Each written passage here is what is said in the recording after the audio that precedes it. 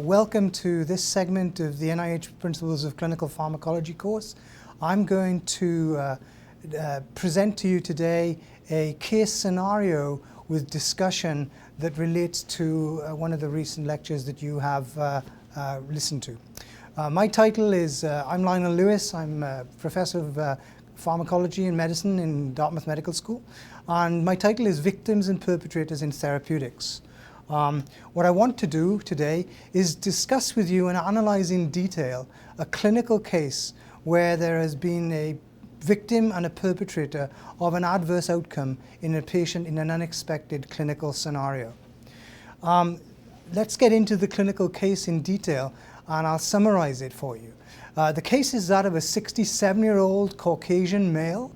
The gentleman had been diagnosed some 18 months previously with colon cancer, and this was now metastatic, widely metastatic to his lungs and several lesions in his liver. During this period, the patient had received a number of chemotherapeutic regimens. Namely, he had the SALS regimen, which is irinotecan 5-FU leucovorin. He'd also received capecitabine, which is oral 5-FU, oxaliplatin, oral topotecan, and lapatinib. And unfortunately, the patient had progressed through all of these treatments. And at this point in his disease, he was now not able, because there wasn't, to have any additional therapy on standard of care. So he was considered for a phase 1 study of a novel compound under an IND. And he was found to be eligible for this study and wanted to participate. The study was of an anti-inhibitor of apoptosis drug, which means that the drug itself promotes apoptosis. And he was evaluated, screened, and entered the study. Of note, his general health was pretty good. His laboratory testing of his hematological and metabolic profiles were normal, particularly his liver function tests. And at the time of entry into the study, he was taking warfarin 6 milligrams alternating 7 milligrams alternate days for a prior deep venous thrombosis that was diagnosed some 3 months before, but remained on therapy because of the risk of further thromboembolic disease. His other therapy was that of 1 multivitamin tablet a day, and I should add that he was taking no other over-the-counter medications and no nutraceuticals, and there was no history or evidence of recreational drug use. He was a non-smoker and didn't partake of ethanol. But prior to entry into the study, because the novel drug is given intravenously, it was decided that he needed a port catheter, a central catheter for administration of the infusion. To do this perioperatively around it, he required his warfarin dose to be reduced so that we would reduce the risk of hemorrhage. And he subsequently entered the study to receive the new drug on a daily basis, 10 milligrams per meter squared, every day for 7 days. At that point, as you can see in this slide, his INR was just subtherapeutic, and he was on 4 milligrams a day of warfarin. And during the period illustrated by the red bar, he received the daily therapy of the novel agent. And his INR climbed into the therapeutic range, and he subsequently remained on 4 milligrams per day of warfarin. At the end of the 7 days treatment, he was then discharged, and he subsequently was followed in the clinic with a 14-day break before he would enter the second cycle of treatment with a new agent. And as you can see in the slide now, on admission, his INR was in the therapeutic range, 4 milligrams per day. But over a period of days, when he was receiving the daily novel administration of the novel anti-inhibitor of apoptosis drug, his INR escalated way out of the range, in fact into the severely elevated range of about 13. At this point, we stopped his warfarin and we instituted some therapy, and luckily for us, there were no adverse events, there was no hemorrhage. He remained in hospital, and we were able to carefully monitor his INR as it dropped back into the therapeutic range on no warfarin. At the end of the investigational drug infusions, he was discharged home, and we re-established his INR and warfarin dose, as you can see in the graphic. So at this point, I want to pose to you some questions as to what actually we did and what was the appropriate therapy to give this patient to mitigate and reduce the risk of serious hemorrhagic events. And as you can see on this slide, I've done it as a multiple choice question. And the options I want to pose to you are the following. Did we give him plasma protein fraction? Did we give him phytomenadione? Did we give him idarucizumab? Did we give him andexanet alpha? Or did we give him recombinant factor 7? I'm going to pause at this point for about 20 to 30 seconds to give you a chance to think about your answers, and then we'll go through the possible answers in some detail and inform you which was the most appropriate therapeutic action that we undertook in this case. So hopefully you've collected your thoughts and you've come to a recommendation of which of these options is the most appropriate way to go. Let's deal with them one by one. Plasma protein fraction in this situation doesn't contain the right components and would not be an option one would consider. Idarucizumab, which is option C, is actually a Fab monoclonal antibody targeted against dabigatran that is a thrombin inhibitor, and because the patient wasn't on a thrombin inhibitor, would be an inappropriate therapy. Andexanet alpha is a full monoclonal antibody targeting the novel oral anti-10A agents such as apixaban, rivaroxaban, or endoxaban. And again, because he wasn't on those drugs, it would not be an appropriate therapy. I should add that options C and D are intravenous and are very expensive. Option E is recombinant factor 7, which can be used in severe cases of hypocoagulable states where patients are developing severe hemorrhagic complications. In this case, because the patient was an inpatient, was monitored carefully and did not develop any signs of hemorrhage, blood loss, or volume loss, we were able, in fact, to treat him with phytomenadione, which is vitamin K. Phytomenadione is available as both an oral and an intravenous formulation, and currently the standards are to prefer the oral formulation to reduce the risk of allergic or anaphylactic reactions to the intravenous formulation. And indeed, the studies show that oral formulation administration several times a day produces a time course of reduction in the INR that is acceptable and safe. So this is the patient's third cycle. And as you can see here, as an outpatient, he was maintained on 6 milligrams of warfarin per day, as illustrated by the solid circles. And his INR on admission was just above the therapeutic range, somewhere around 3.5. We started the treatment as indicated in the red bar. And once again, over a period of a very short time, only a matter of days, there was an elevation in the INR, which we then spotted early and stopped his warfarin, and subsequently his INR dropped back from over 6 down into the therapeutic range. This to us represented a case where we re-challenged the drugs together, and we found that there was a further abnormal and worrying elevation in the INR. So one thing I want to address with you guys at this point, how do you address whether this was an adverse drug reaction? And there are many strategies to do this. I would take you back to some simple questions and criteria one can think about that will give you an evaluation of the likelihood of whether this was an adverse drug reaction or not. As you can see in this slide, the criteria questions you ask are the following. And these are the Naranjo criteria. Does the time frame fit? Which means, are the drugs given at the same time, and did the adverse outcome occur in the frame which you would expect? Has it been reported before? The problem here is that with a drug such as under an IND, it's unlikely to be a literature that's in the public domain, and therefore reports of this are unlikely to be known. And of course, in a drug which is still investigational in phase 1, first in man, there is very little data. Have other causes ruled out? Well, in this situation, the patient was an inpatient.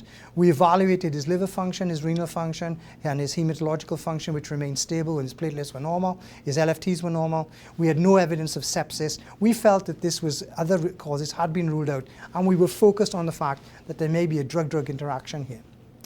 Does it resolve on de-challenge? Well, when we stopped giving him the novel compound and reduced his warfarin and restarted his warfarin, we were able to re-establish anticoagulation at normal doses for him. And then on cycle 3, as the previous slides have demonstrated, when we re-challenged the patient on warfarin with a third cycle dosing of the novel compound, we saw that once again we ran into problems with an elevation of the INR. So if you score these criteria from 0, it doesn't occur, it is not applicable, to 2, it is truly applicable. You can see on this slide that for the first criterion, yes, it's time frame fitted, we did not have reports, yes, we ruled out other causes, we did have a resolution on D-challenge, and we also had recurrence on re-challenge. And this gives us a score of 8 out of 10, which means there's a highly probable adverse drug reaction in this case. So thinking more mechanistically, I'd like to pose you a few additional questions on the likely mechanism of this drug-drug interaction. And here I'm asking, which proteins do you think are dysfunctional in this drug-drug interaction? Is it factor 1, factor 8, CYP3A4, 3A5, CYP3A7, CYP2C9, or CYP2C19?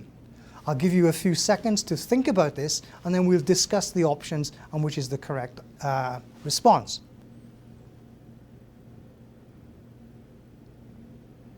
So once again, I hope you've had enough time to thoughtfully go through the options. Factor 1 is fibrinogen, and therefore really not applicable. Factor 8 is not involved in the intrinsic pathway. 3A4 and 3A5 are not really involved in the drug metabolism of warfarin. And the drug itself, the anti-IAP agent, is predominantly renal excreted without very much hepatic metabolism. So 2C19 is not involved, and the correct answer is CYP2C9. So CYP2C9 really is the CYP that's involved in metabolizing the S-stereoisomer of warfarin. So here I want to just review with you quickly some of which you've heard in the recent lecture about what do CYPs do. And here you can see on this slide a rotating video of CYP3A4. The important thing about it is it's a hemoprotein, it's a monooxygenase, it's found in the endoplasmic reticulum, and it has multiple binding sites, at the center of which is a heme center with a ferric ion, and this is pivotal to the action of these agents, which are effectively oxidoreductases, and they therefore convert and add oxygen with the removal of an electron from a chemical entity to make it more polar. Many of you will be aware, as shown in this part of the slide, that the dominant CYP in drug metabolism is CYP3A4, 3A5, with about 35 to 40% drug metabolism, CYP2D6 about 20, CYP2C9 about the high teens, 16, and lesser effects for CYP1A2, etc. And many of you have seen this pie chart before. And this next part of the slide just shows the actual chemical processes that are undertaken by the CYPs, where it acts, the P450 acts via its heme center to take away an electron, and subsequently with the reductase add in oxygen, and subsequently make the chemical moiety more polar and more easily excreted. So to remind ourselves about warfarin metabolism, which I think is important here, this next slide shows that warfarin is a racemic mixture of the R and S enantiomers. Predominantly in a 50-50 proportion. The S-warfarin is the most potent at its target and inhibits vitamin K epoxide reductase. And in so doing, by inhibiting the vitamin K epoxide reductase, it compromises the ability to change oxidized vitamin K to reduce vitamin K, and by blocking this action, it subsequently limits the ability of gamma-glutamyl carboxylase to carboxylate the hypofunctional coagulation factors 2, 7, 9, and 10, and therefore you get a hypocoagulable state because these coagulation factors are not activated and functional.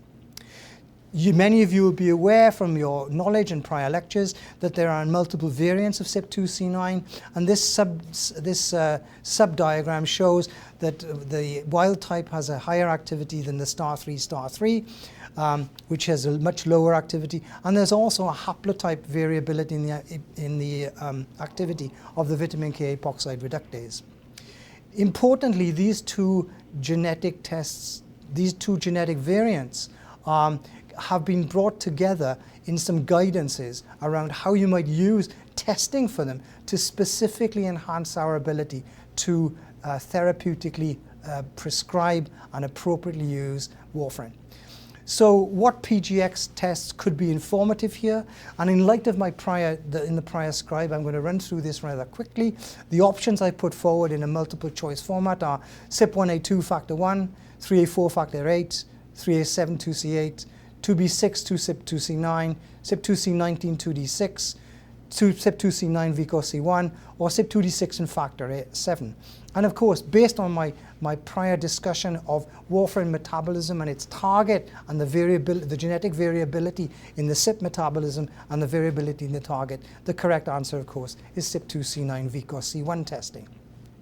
We actually did this on our patient. And it is no surprise based on the dosing that he was on, remember, alternating 6 milligrams and 7 milligrams alternate days. His CYP2C9 was wild type, was a heterozygous wild type in STAR2, and his VCOC1 was wild type, which means he had a fairly standard dose of warfarin to give him his normal anticoagulant control. We did this in retrospect because we felt it was important to complete the workup on this patient.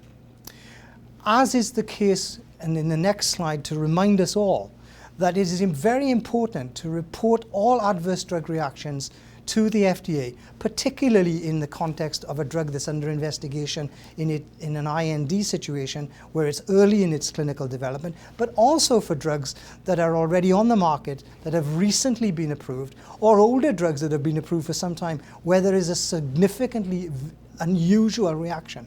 And this we do using the MedWatch form that's shown in this slide. So before I finish, I was rather humble and always am by this statement by Paracelsus in the late 15th, early 16th century that says, all substances are poisonous. There is none which is not a poison. The right dose differentiates a poison from a remedy. Then to wrap up, I would like to tell you in my native tongue, Diolch am eich sylw, which for those of you not conversant with the Welsh language, means thank you for your attention. I appreciate your time. I hope you found this presentation informative and useful. Thank you very much.